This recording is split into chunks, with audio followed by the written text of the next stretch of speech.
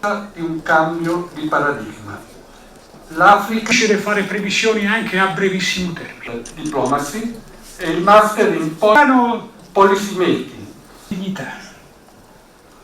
Dignità e rispetto. Kenya is equally a vibrant democracy, grounded in constitutional governance and active civic participation.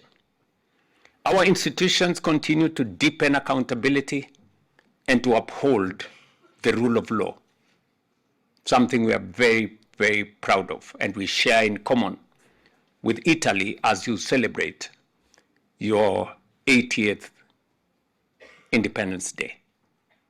Yet, our greatest strength lies in our people.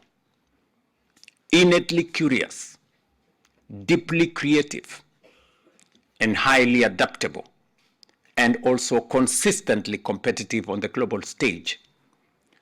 Whenever opportunity rises, Kenyans rise to meet it with distinction and purpose.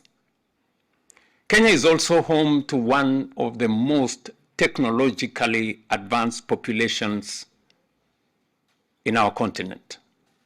As Africa's Silicon Savannah, it is a hub of innovation where digital solutions are developed and scaled for real-world impact.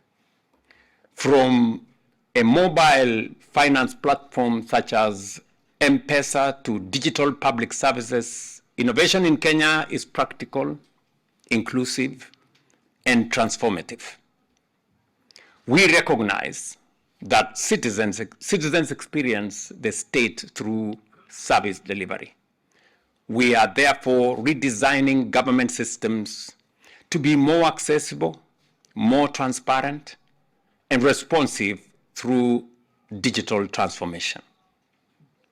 Yet, progress alone is not transformation. To assume that we need only to maintain the status quo would be a profound miscalculation and a dangerous complacency.